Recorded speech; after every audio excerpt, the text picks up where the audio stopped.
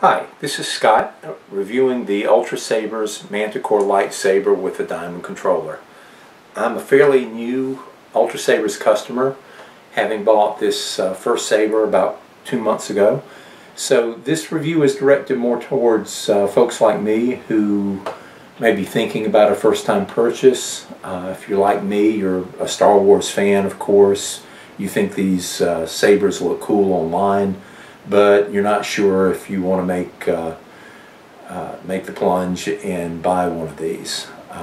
I think you'll be glad you did and be very happy with your lightsaber as I am with mine. So hoping this review will help you come to a decision. There are a lot of great reviews out here already, so I'm going to try and break mine down into sections to make it faster and easier for you to cover.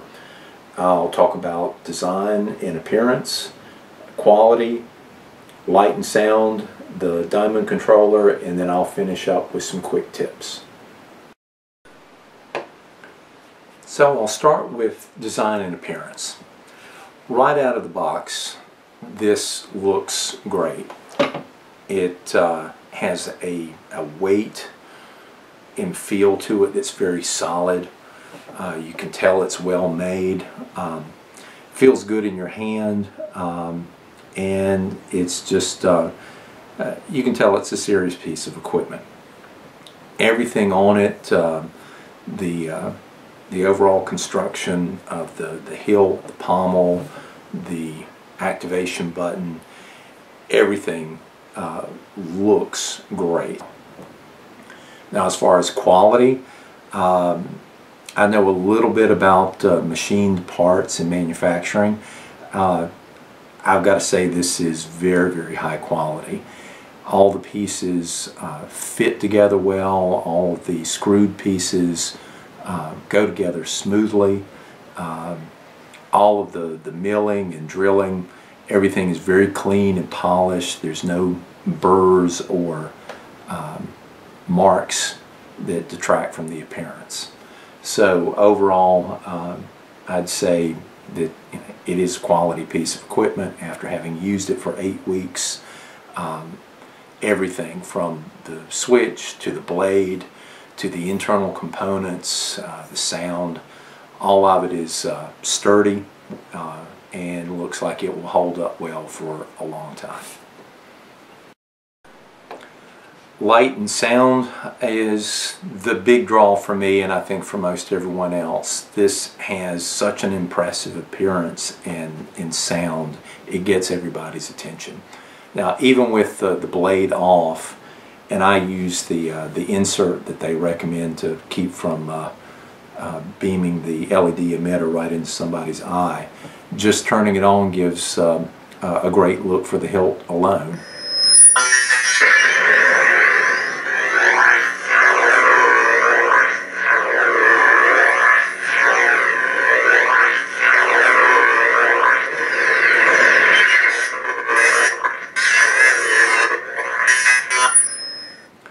That, incidentally, is one of the factory installed color and sound combinations called fonts. That's the Ancient Saber. Now let's take a look at it with the blade. Setting.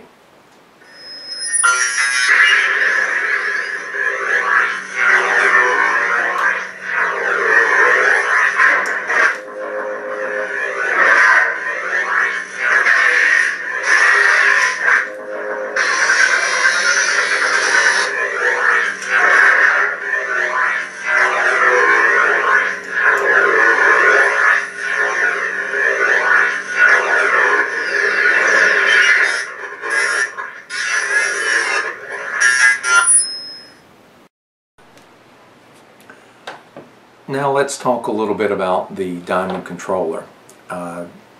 Took the blade out to make it a little bit easier to work with this and demonstrate. The diamond controller is really an impressive piece of technology. I'm an IT person, so I can say this is solid technology. It's pretty impressive how they've designed this to give you a lot of customization abilities. even if you don't think you will customize anything, the fact that the Diamond controller gives you some readily available options to change the light and sound on your saber with just a few flicks of your wrist, it's really cool. Now I'll show you how you switch it. Again, you turn it on.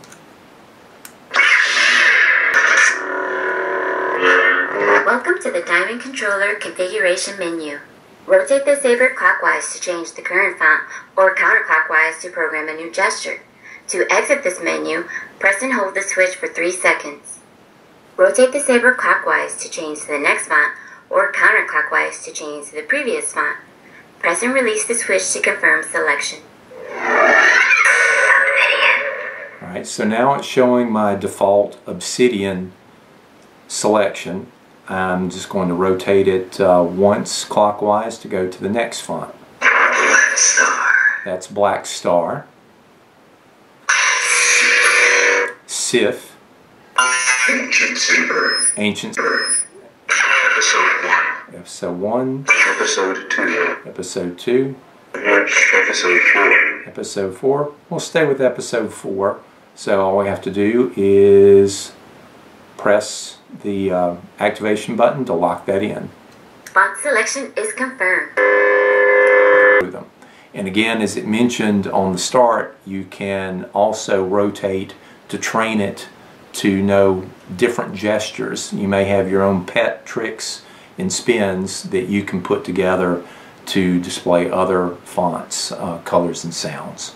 So this is a great tool, and I never get tired of working with it. So I think you'll be pleased with the Diamond controller. Even though it is a little bit more than a basic saber, it gives you so many more possibilities.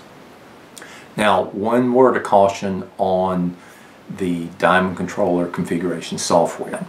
You'll find it's a little bit more involved in that, but it is easy to pick up. The things you need to do are make sure you watch the tutorial that UltraSabers has provided, parts 1 and 2, walking you through how to use the software.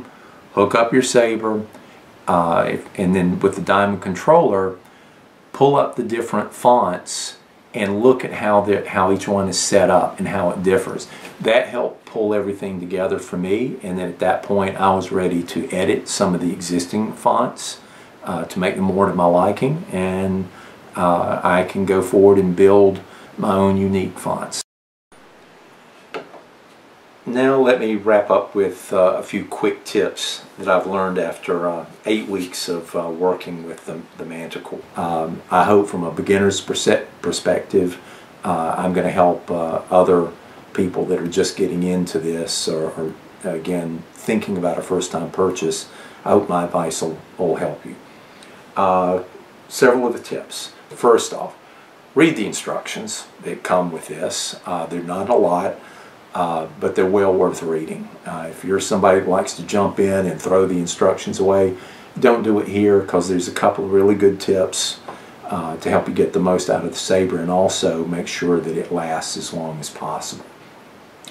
Number 2, get the Allen wrench tool to enable you to easily loosen the blade retaining screw to take the blade in and out when you need it.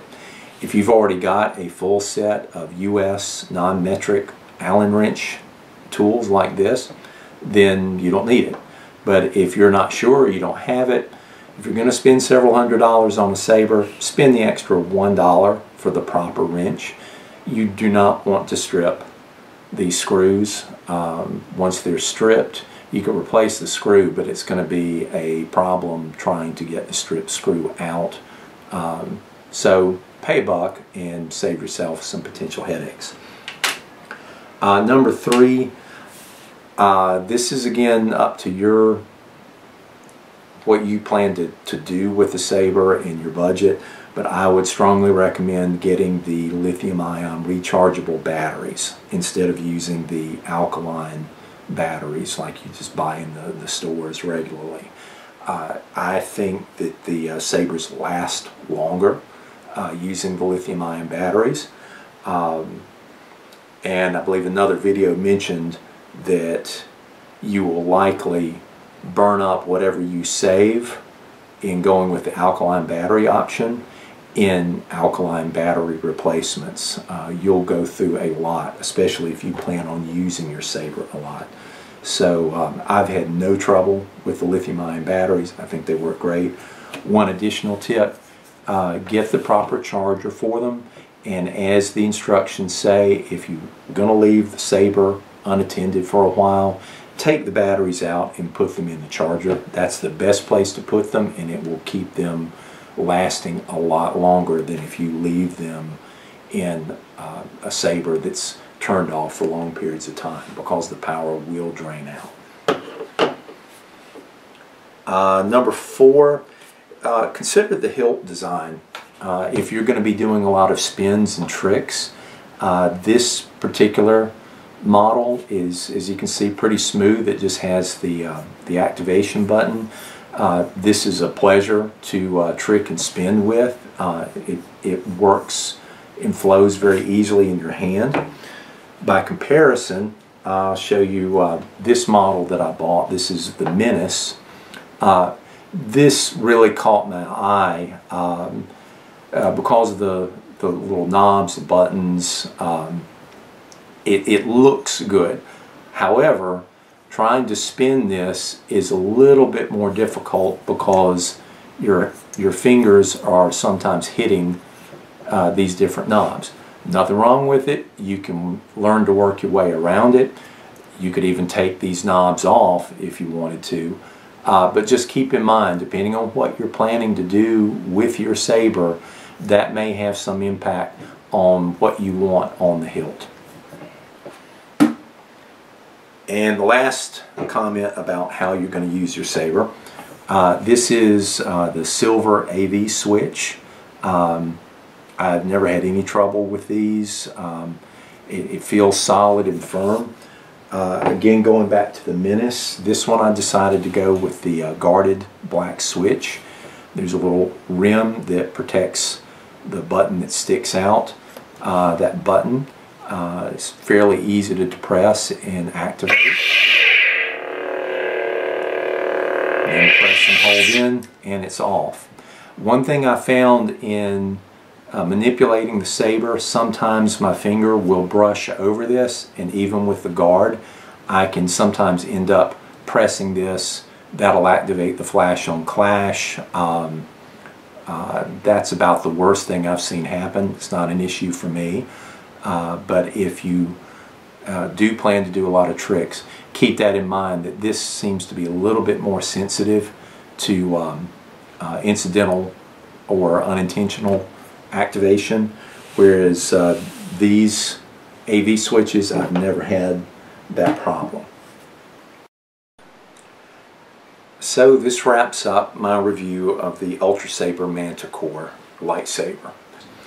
I have been very, very happy with my sabers. In fact, happy enough that that I got the Menace that I showed earlier and the Guardian. I'm thrilled with every one of them. I haven't had any trouble with any of them. The people at UltraSabers have been great, whether I've talked to them on the phone or chatted online. They've been ready to answer any questions I had. And I did have a good many before I bought this Manticore. All has been good. The delivery has been smooth and surprisingly fast, really. So all I can say is I'm a very happy customer. I think if you thought at all that you might like one of these but are hesitating, I'd say go ahead and get one. They are wonderful. At any rate, I hope this helps answer some questions you had and maybe gives you some ideas about how to better configure whatever saber you're planning to buy. In the meanwhile, thanks for taking the time to view this video, and welcome any comments on how to make this better for future reviews on future sabers. Thanks everybody, and take care.